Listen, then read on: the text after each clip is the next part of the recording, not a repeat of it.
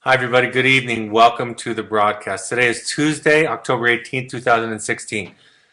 This webinar for me is one of those that came to me because it's probably the most common asked question I get, or at least the most common topic that people ask me questions about. And the question is about boundaries. And I think the reason it's so difficult to understand and conceptualize boundaries is because they're internal. They can't be defined by a behavior. We can't notice it necessarily by what somebody says. And it happens inside of oneself. So I'm going to go through a specific exercise that we talk about at Evoke that I use specifically at our intensives and our workshops. But I'm also going to open it up to more questions. So when I get to the question period, please ask as many questions as you want to and as many questions as you can. But let me get right into it and see if I can do something to help us understand what a boundary is, what it is not, and how we can set them, how they relate to the limits that we set with our children. First of all, let's talk about what boundaries are. Boundaries are about self-care. Boundaries are about taking care of yourself first.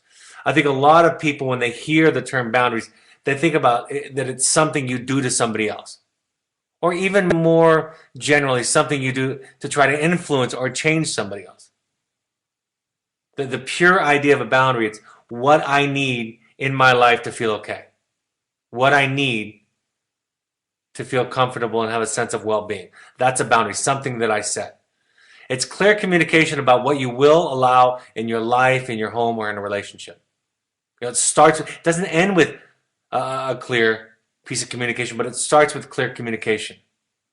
And I have on here a list of things that also come with that boundary. And of course, the list is endless. Leaving a room, hanging up, taking a time out, taking space from the other person, leaving or cutting off a relationship, right? That's really what a boundary can end up being. It doesn't have to start there. It doesn't have to escalate. A lot of people, a lot of parents, when they ask me about boundaries, they'll ask about it at the extreme end. Well, what will you do if your child won't respect your boundaries, won't stop?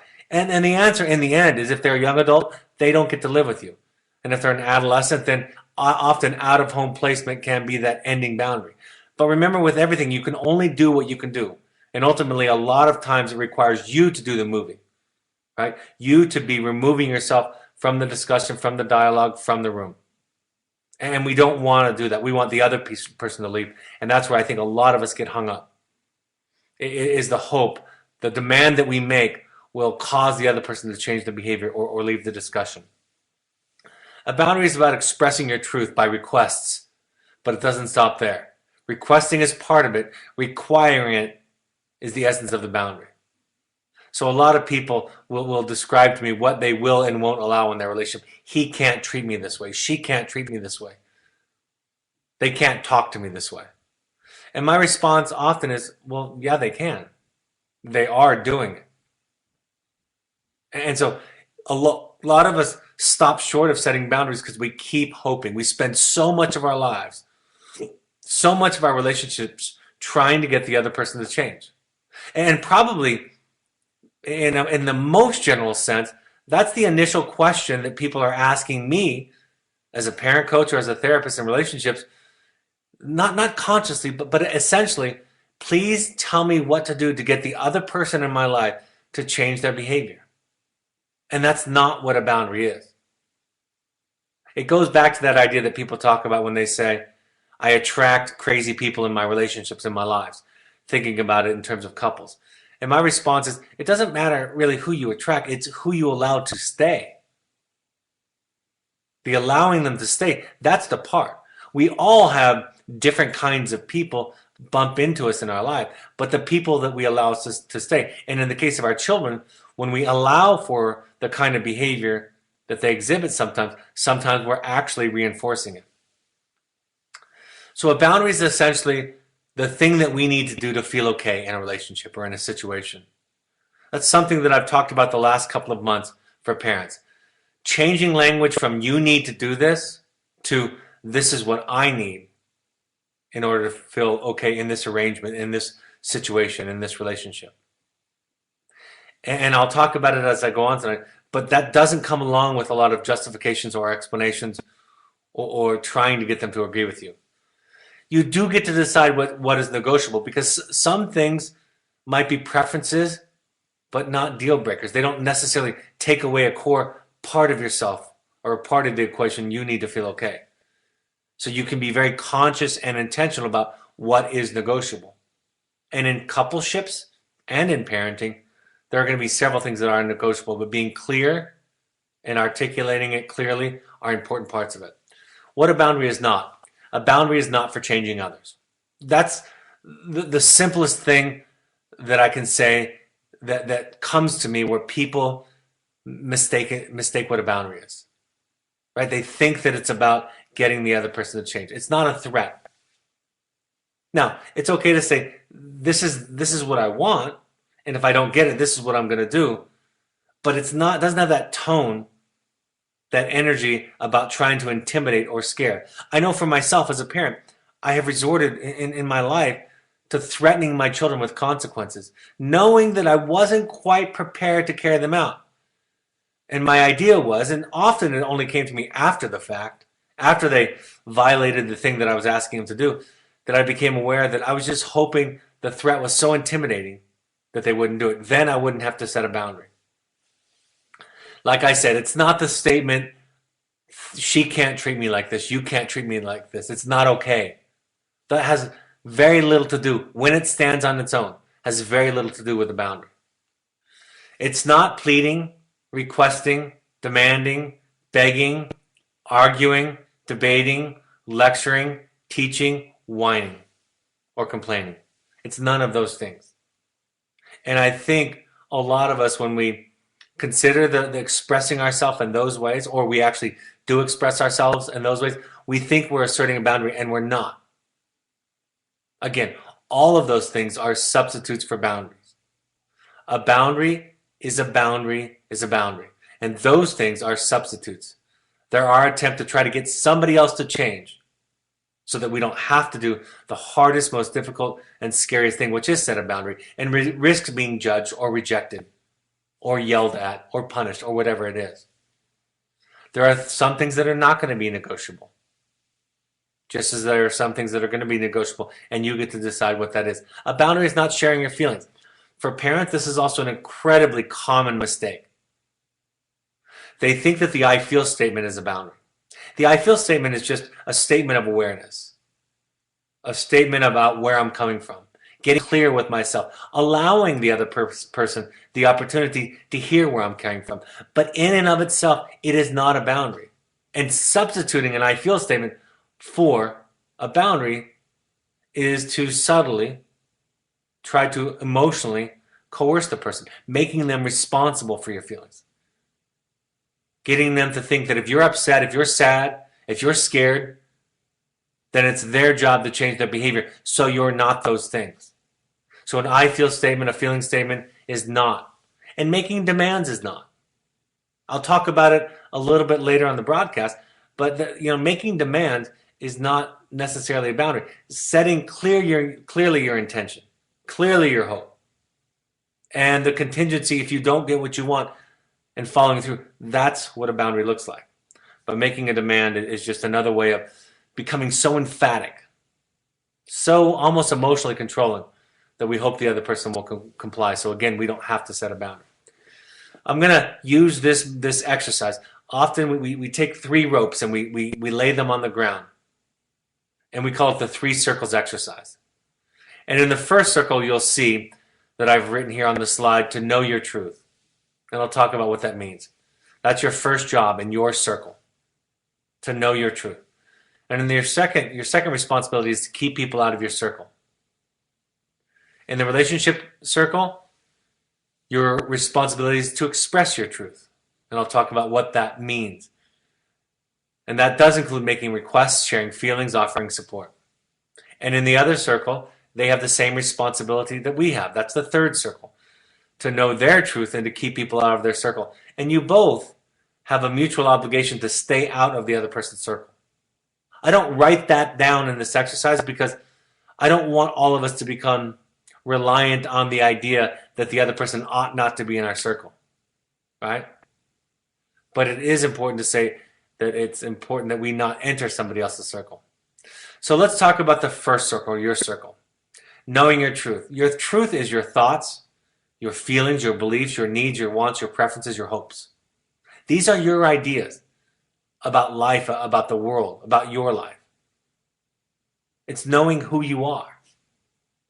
I talk about that example from that old movie, Runaway Bride, with Richard Gere and Julia Roberts, where at the altar she runs away from all of her potential husbands. And there's this theme throughout the movie as Richard Gere is sent as a reporter to interview and find out why this is happening. He learns from each of her potential husbands that her favorite breakfast, her favorite way to have her eggs prepared was a certain way. And he found that all of them had a different way. And all of them, it was the exact same way that they felt. So she was molding herself to each individual. She didn't have a sense of herself. And I'm going to ruin it, so this is a spoiler alert.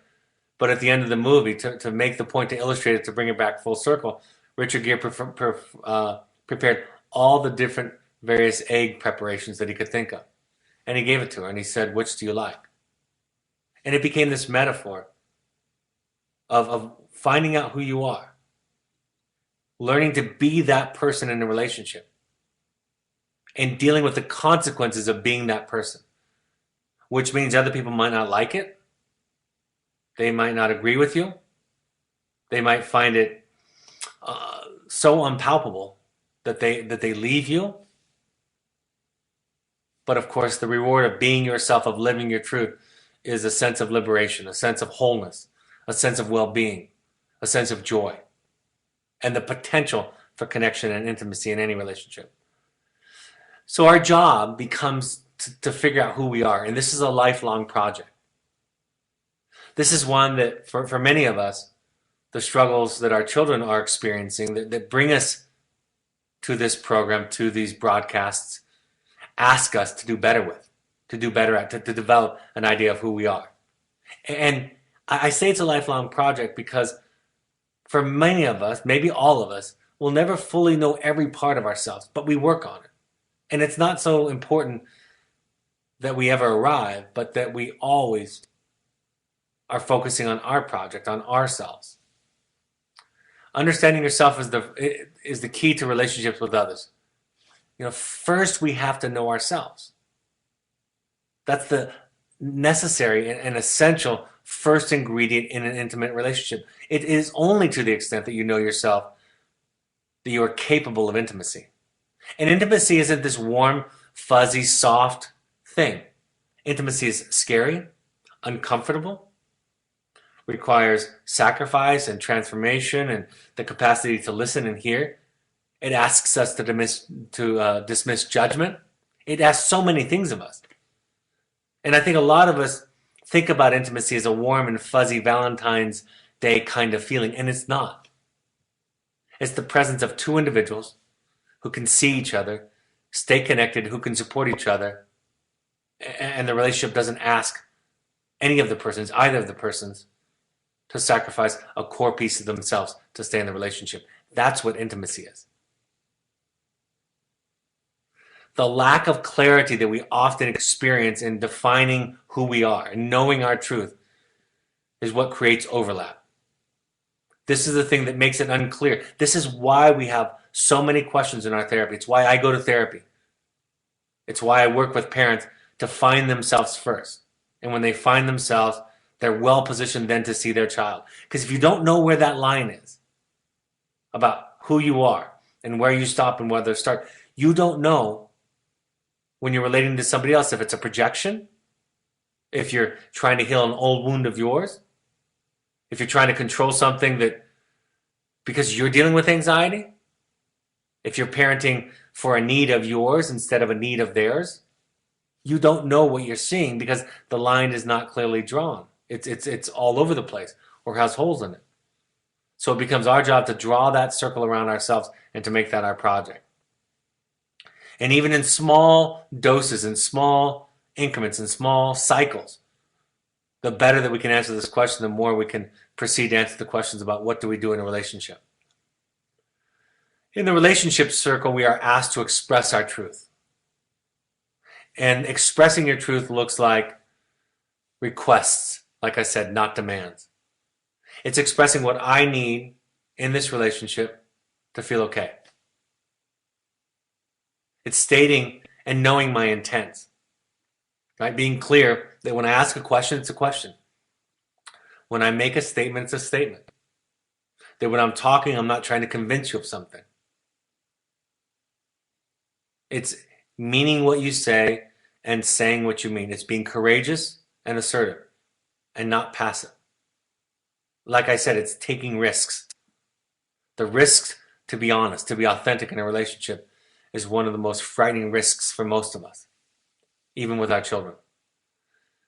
If we are expressing our truth, we are avoiding mind reading or asking and answering the question ourselves. As in, I don't want to ask this question because I know they will just say no. I don't want to assert myself because I'm afraid that they'll get upset, that they'll reject me. And for parents, this comes in a very strange way where we stop expressing our truth because we're afraid of getting rejected by our children. I don't think it's so simple. In fact, I think it's demeaning sometimes when I hear people talk about your children aren't your friends. That's obviously, in a sense, true. But really, for us parents, what gets in the way is not that we want to be their friends, but when we see them hurt and suffering and struggling, we're unclear about ourselves. We're not grounded enough, present enough to just see them and their reaction for what it is. And it starts to affect us and form us. We start to change our minds. We start to make our decisions about right and wrong based on how they're reacting. So I don't think it's as simple as we just want to be our child's friends. I think we want to be sensitive and aware of how our children are feeling and listening. We want to be informed by that, but not controlled by that. And I think that's a very hard line, difficult line for all of us. And that's why I don't like that statement that people make in pop culture about parents just want their kids to be their friends, and that's what gets them into trouble. And again, naming our hopes and our expectations, our wants, naming them, expressing them, it's not less manipulative than them being there without being spoken. The unspoken wish, the unspoken hope, the unspoken request, the unspoken expectation is almost always more manipulative. That means it comes out in our relationships passive aggressively, with lots of hidden agenda and covert messages. So learning to name that, learning to be clear, getting assistance from a therapist in a relationship to do that can be very helpful. And then the other person's circle. In terms of your relationship to the other person's circle, you don't know their truth. And I think for parents this is very hard because I think parents, many of them assume that it's my job to teach my child right and wrong, to teach them what is truth. Even when they get older. I think I've told the story when my mother, when I was in my 40s, called me to tell me what the truth was about my family and about my relationships. So it doesn't stop necessarily for a lot of parents. And all I can tell you for myself, my experience working with children and families, you don't know their truth. You don't know what they need to know. And right and wrong, in many, many cases, can be argued ad nauseum. Wars are being fought over right and wrong. We have a debate. We have an election right now that is incredibly polarizing. So we can talk about what we want. We can talk about what we feel. We can talk about our experience, but we can't dictate truth to the others in our lives. Like I was describing with intimacy, it's the allowance for an other and their truth in relationship. And I think the difference for a lot of parents is when we set a boundary, when we state clearly and enforce a boundary in our lives about what we're okay with. We think that that's an expression of the truth. It's just what I need. It's relative to me. You might feel differently. I might be wrong. I might be crazy and neurotic. I don't make a case that I'm right. And being okay to be me, that comes from the strongest sense of self. Needing to be right, needing to prove myself or justify myself or explain it to you, that's the most That's the weakest position to come from. And I want to pause and mention something right now here for parents. Everything I'm talking about tonight, in a sense, many of the ideas I'm talking about are for you, not to tell to your child. Right? We could teach them this exercise. That's different. But what I mean is, when I'm teaching parents about ideas and concepts, a lot of parents take that information, that answer, and they go and tell it to their child. Because again, if they can tell their child, this is called recruiting in psychology. If they can recruit me, the expert, and tell their child, well, Brad Reedy says it, or Michael Griffin says it, or Sabrina Hadid says it, or Matt Hoig says it, right? If these experts say it, then it's true, and you have to do it then. That's not the way that it works. You, knowing it's true, what you need to know to be comfortable, to be able to assert yourself, that's what we're teaching you. And then you can be empathic. And then you can be open. Then you can listen. Then you can say, I'm sorry it hurts. I get it. I can see where, from where you sit, that's miserable and it doesn't work. This is what I need. We stay out of their circle, trying to talk them into our truth so we don't have to set a boundary like I described earlier. Avoiding shaming, guilting, intimidating, and wearing them down. Being repetitive, nagging. And all of those things are substitutes, like I said, for setting a healthy boundary. And come because we have an undefined or underdeveloped sense of self. And we need the other person to be in agreement with us, on the same page, believe the same thing, like it, not be upset about it. We need those things to be so we feel okay. Because at the deepest level, we don't feel okay. So here are the three circles. Your circle, the relationship circle, and the other circle. You get to ask for things. This is what I'm okay with in our house.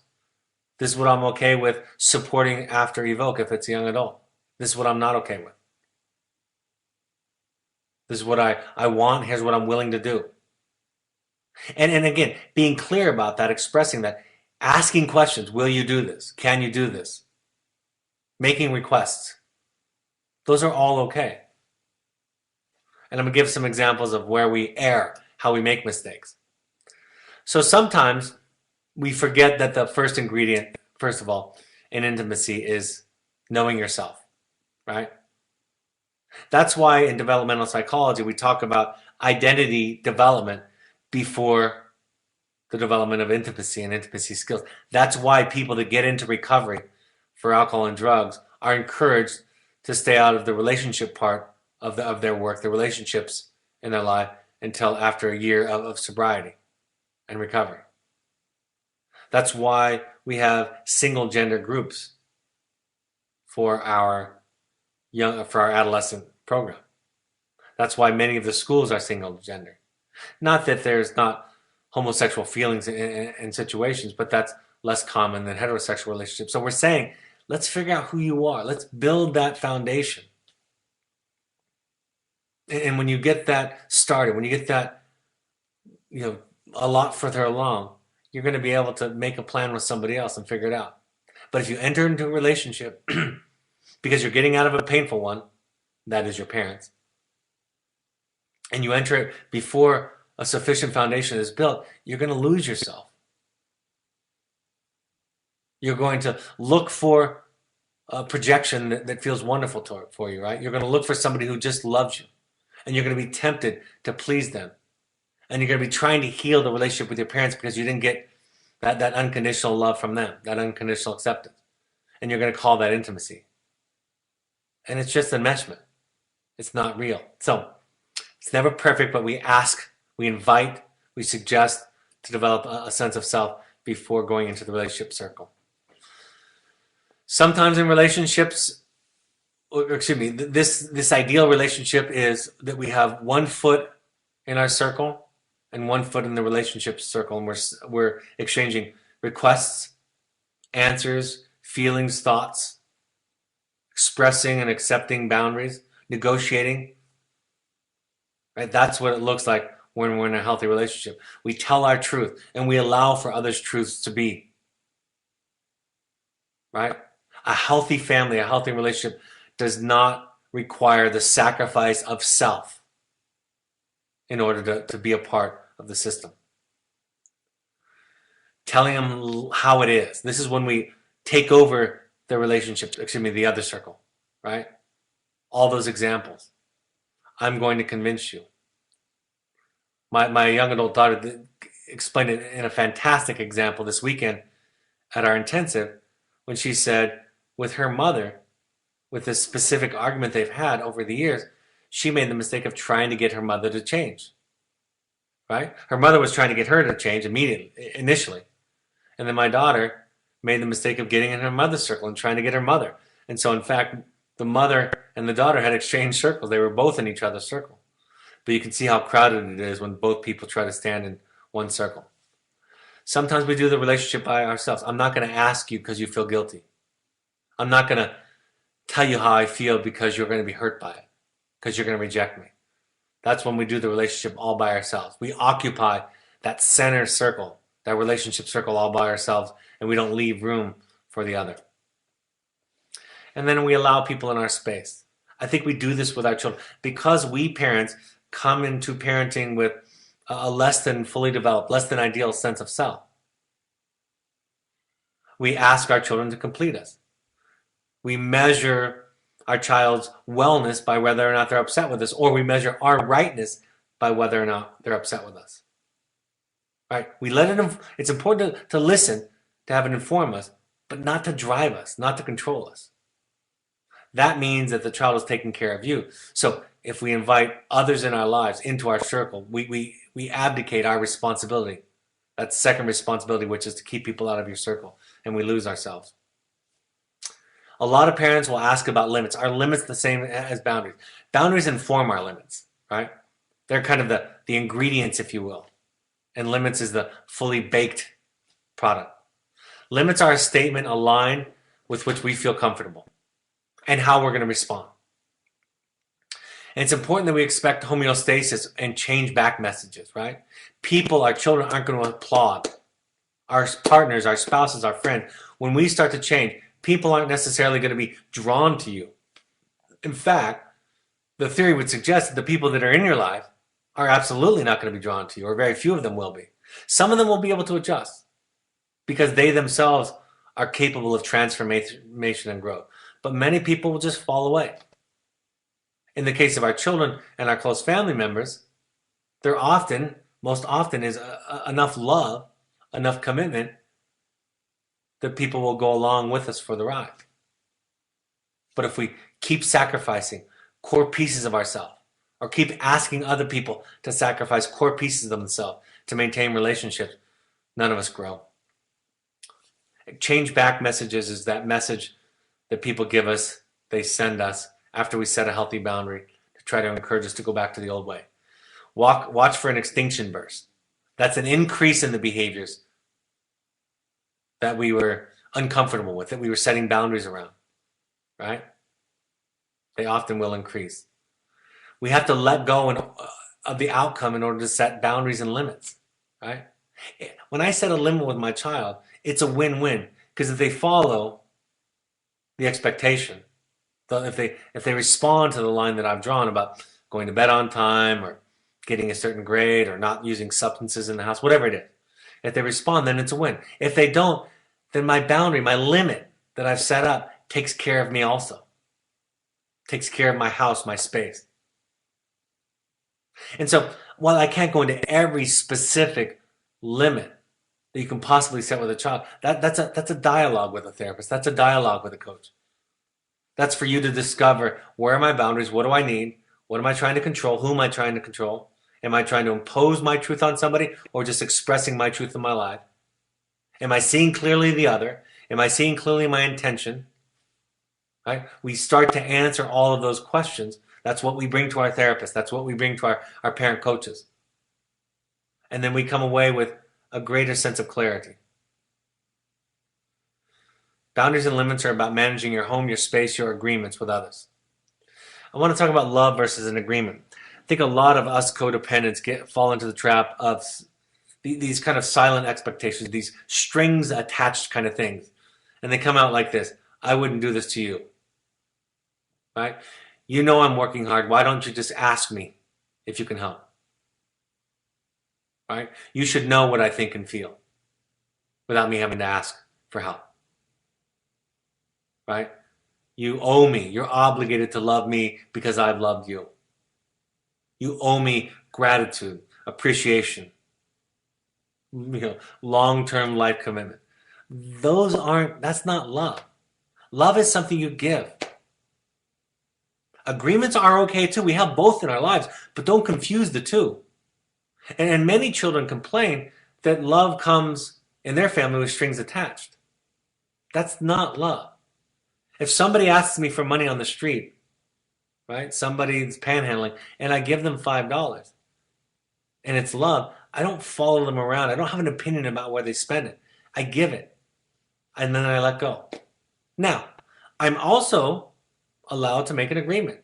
I'm also allowed to say, I'll give you this $5 if we walk into the store and you buy some food with it. I'm allowed to do that. And then that person has the right to say yes or no.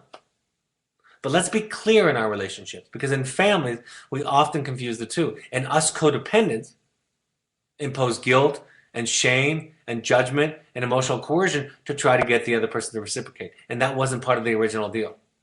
And then we need to admit to ourselves, it wasn't love that we were giving. It was an unspoken handshake, an unspoken agreement that I'm asking for a return on right now.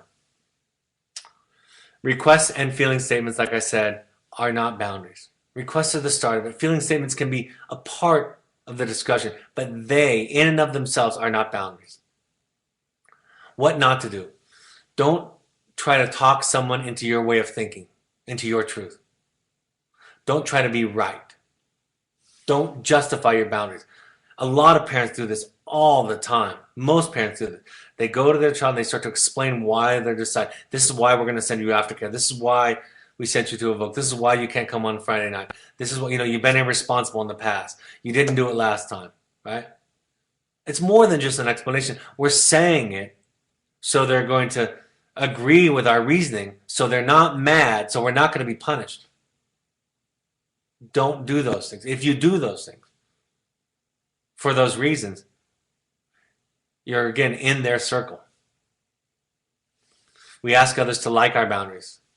We expect others to celebrate our boundaries. And we ask and answer the question without involving the other person in the relationship. So the take home. Thinking about the three circles is a simple way of talking about relationship. It is a language we use in our house. My daughter will often say to me, Dad, I'm going to ask you for something and assume that you can take care of your circle.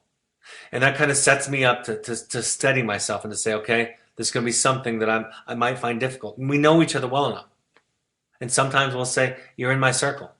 My wife will be trying to get me to do something her way. And I'll say, you're in my circle. You can make a request of it, but to have you try to talk me into it, or I'll use intimidation with my children, or like I said, threats or demands of my children to try to get them to do it my way, to think about it my way.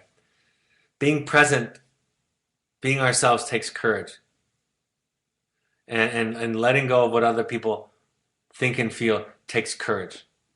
It's not how most of us were raised. Most of us were raised in a way that left us much, much more undifferentiated than what I'm describing tonight. And that's why it becomes so challenging for us to get clear about boundaries and clear about these circles. Resentment that we feel towards others is often evidence of poor self-care. And it's only effective if you change you. Right? Anger is only effective if you change how you communicate what you ask for other people. If anger and resentment, if you imagine to yourself that it's something that to help you get clear about somebody else and how they are and how they're disrespectful or ungrateful, it's not. That's a you problem. That's for you to change.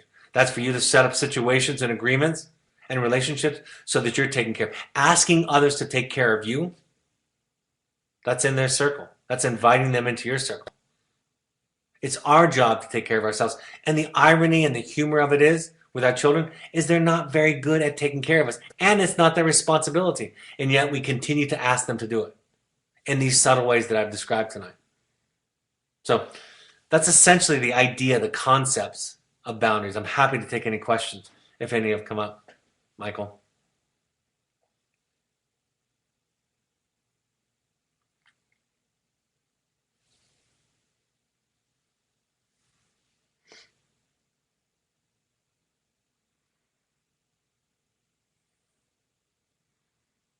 No questions. I'll go through a few announcements, and then you guys, if you want to submit questions, you can during this time. We have the play coming up. Coming up next week. It opens this Friday in New York City, and then it'll have a 2017 national tour. Go to onguardarts.org to keep informed about it. Upcoming parent workshops. We want all parents to go to the workshops. The next one is November 12th and 13th at Entrada in southern Utah. The next Finding You is November 10th through 13th. The Finding You workshops, are for any age adult to do deeper work on yourself. And these are the ones that I run, to go deep into your own family of origin, deep into a lot of the concepts that we talked about tonight and where they come from. You can contact intensives at evoketherapy.com for more information there, or for the workshops, contact Gail at evoketherapy.com to RSVP for more information. We want every family to go to 6 12-step support groups. Al-Anon, CODA, Families Anonymous, Nar-Anon, Alateen. Go to the web to find meetings in your area. Every major city will have several of these meetings. Go to at least 6 before you give up on them. Try them out. Ask other people there which ones they like. Here are our upcoming parent support groups. We have several. New York City, that'll be tomorrow night. Look at the new room that's there. Los Angeles, we're doing that Sunday so you can avoid traffic. We have a potluck followed by a parent meeting. In the Bay Area, I'll be there the following day, Monday, November 7th. Next Bay Area support group, I'm going to do in the South Bay, just for your information. In Atlanta, it's on December 1st. We have the address there. That'll also be from 7 to 9 p.m. Toronto is on December 12th, 7 to 9 p.m. And you have the address there in the Renaissance Toronto Downtown Hotel. Contact Stephanie at evoketherapy.com to RSVP or for more information.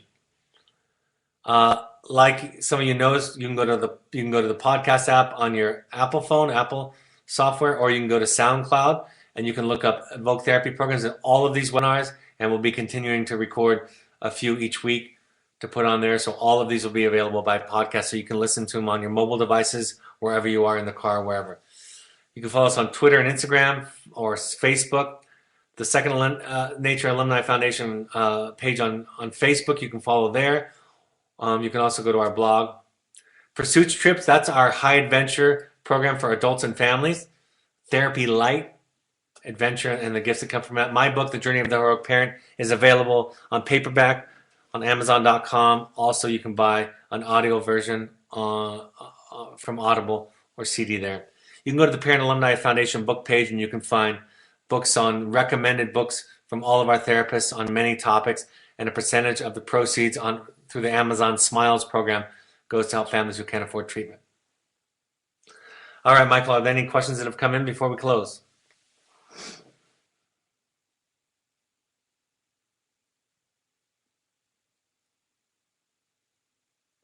I have never heard you say resentment is indicative of poor self-care.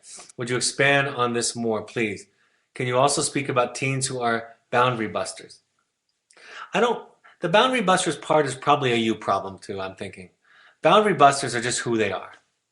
The fact that they've been trained very well to be able to do it, or encouraged or reinforced to do it, that's probably a parenting issue, a parent dynamic, right? It's like my Rottweiler. When we took him to training, I'm sorry for using dog training as an example. When we took him to training, they had him whipped into shape in 2 days. And the minute that we walked in to see him, he started breaking the boundaries. And they showed us very quickly how I was allowing and encouraging that. So if that's what I would talk about. In terms of resentment, if I'm resentful of you, that means I'm not taking care of you in the relationship. It's not a you problem. If I'm resentful of you, I'm not taking care of me, because I'm expecting you to do it and you're not doing a good job of it, and it's my job. I loan you something and you don't bring it back. I need to adjust. I'm not going to loan you something in the future.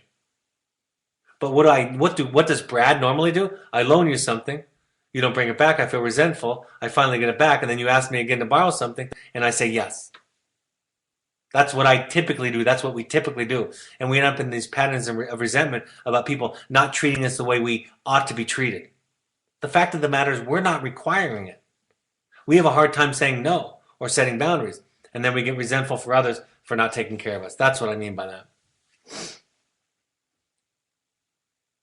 Some teens are more gifted at breaking boundaries, but we can still take care of ourselves. What do you do when you set a boundary but know that you fear it will be violated? I gird myself up. I try to get strong. I try to get support. I talk to my therapist. I talk to my people who support me and tell me I'm okay. And what I'm asking for is okay. I recenter, I reground myself. And then I prepare myself to execute the line and the consequence, the limit that I've said that I'll execute. My son is 20 and I'm still struggling with this. Thanks for reminding me about how I have to deal with my life. Not sure, in the three circle situation, if I'm taking care of myself and I know it, is it still okay to invite my son into the relationship circle, even though I know that he isn't taking care of himself? You can ask it, you can name it. But yeah, you can't take care of him. You can't take care of him in this way. So you get to ask for it. You know, for a lot of parents and couples, I encourage you to take people at face value, what they say, when they say yes, when they say no, right? And all that means is that if you're trying to mind read and guess and walk on eggshells and manipulate it because you have a sense of what they're, that's you getting in their circle. So you make your requests, you state your truths, your intentions, you ask for things, you take care of yourself, and you take people at face value. And they'll start to learn that you're not taking care of them and that they'll be more inclined to take care of themselves instead of you trying to manage everything behind the scenes and you're taking over all the circles. It's difficult. We all have this. It's a great question. But yeah, take them at face value. Love that I can hear you on podcasts. It's wonderful. Thank you. You're welcome. Podcasts and SoundCloud if you have an Android.